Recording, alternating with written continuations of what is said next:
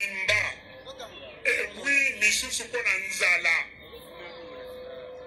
Oyo, bazali kokufa pona nzala. Premier ministre Muzito, awuti koyebisa bino makambo na kozongela yango te.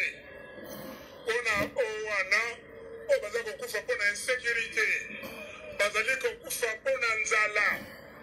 Oyo, babomi, bandeko na biso mibale, kuna na Congo Central, bamapasa. Oyo bakufi pona insécurité, 1 minute de silence.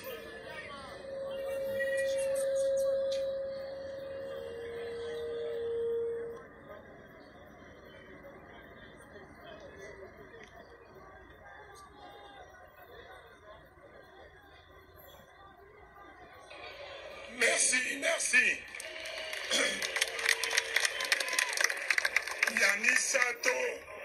Yamisato, Tokosala, 1 minute de silence. Una bandeko na biso oyo, bokono oyo ya coronavirus 18, nanya Ebola.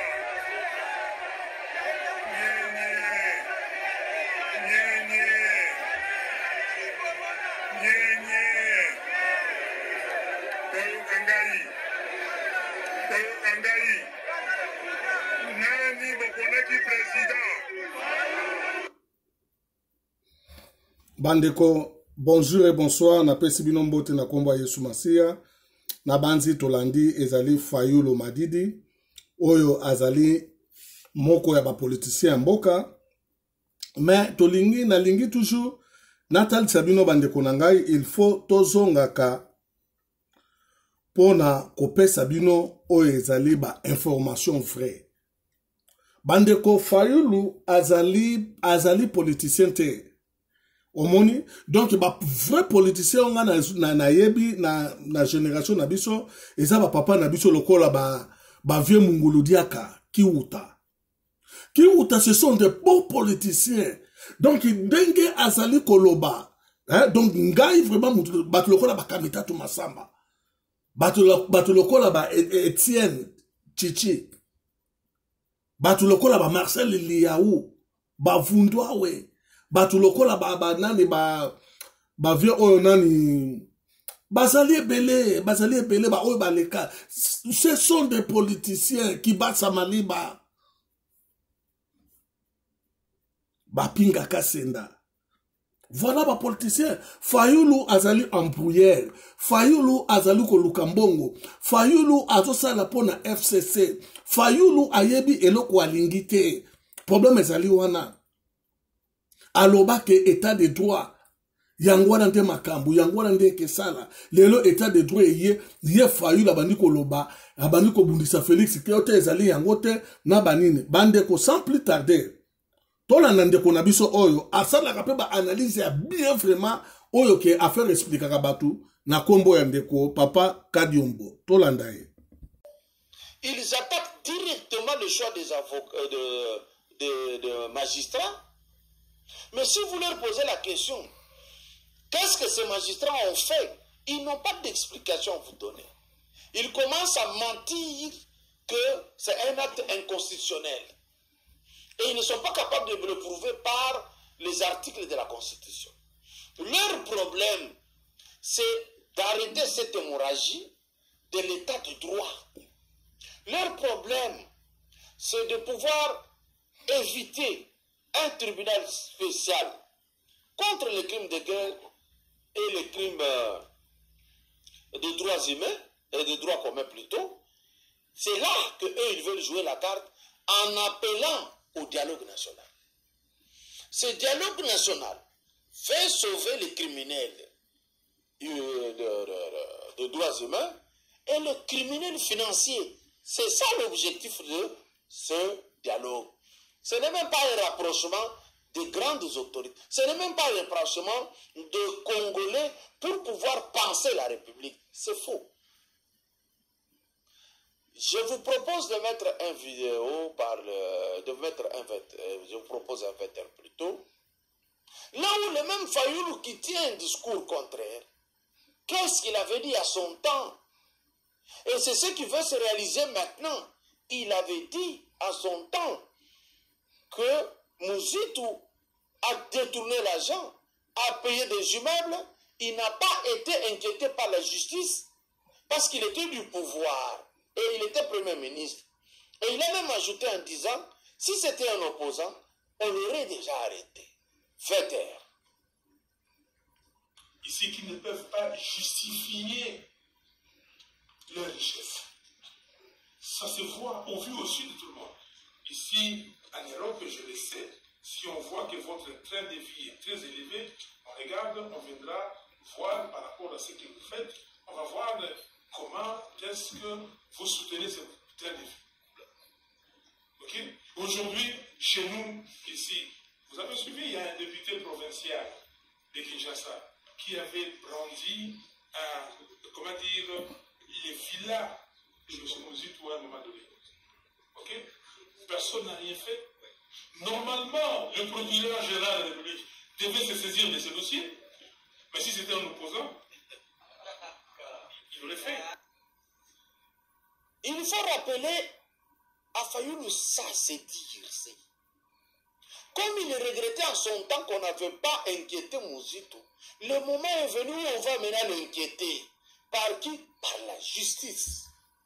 Bandeko Tolandi eloko oyo Moussitou alobaki yango. Non, pardon, Fayoulou. Fallait balande la Moussitou bakangaye pour le détournement ya mbongo. Omoni, mais sikoyo état de droit côté. Moussitou a commis sikoyo pire mpangi contre pangi. Il faut bango basala tout que pour na kuboma eloko oyo baza kobenga état de droit pour na ko épargner FCC na ba Moussitou ekiri na bango nyonso wana o bayiba bambongo oyo ya peuple oyo l'état azali na besoin na yango bazongisa ona kesa ya l'état pour na kotambusa économie ya mboka. Mais siko ngana to tuna question. Na bino bato bo sipotaka bango Moussitou.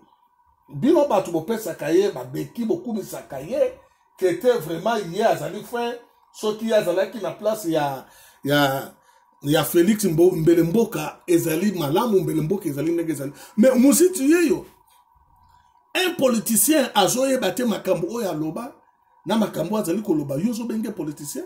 Mais politicien faye baka ba date, politicien faye baka nini azoloba, politicien lo baka pamba te, politicien tanga zo promettre loko fois ça la moi eloko ala sa peuple na ba nini. Donc Moussitou baza ba aventurier bazo lo kambongo bande konanga bozo supporter loko pamba bozonga boya bo chapo na état de droit. Soki bozo linga la personne Félix te, donc Félix azali institution te.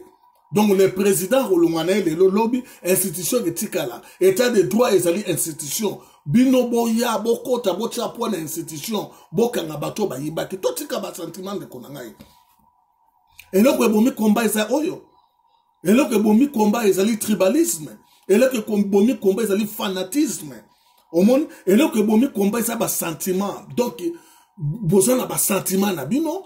Donc, bozali ba fan ya batu moko boyo bino bonandaka na sima bakabeli bino ya misu moi $500 moi $1000 na coin au moni yango kezali fin donc ozali ko kumisa place biloko ezali te.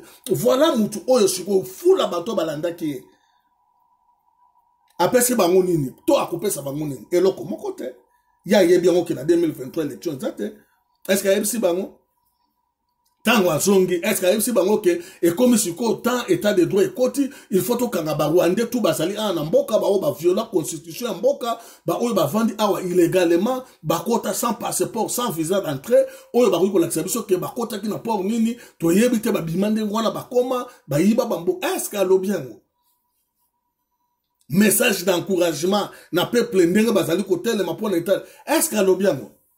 Voilà pour nous comprendre que mutu oyo bino bozolanda wana azali FCC. Problème est ça clair et simple. Azali FCC. Donc aza kolel sabino ba pongia ba bébé. Donc pona oyo naza nanga na mingi te oyo na ko pesa comme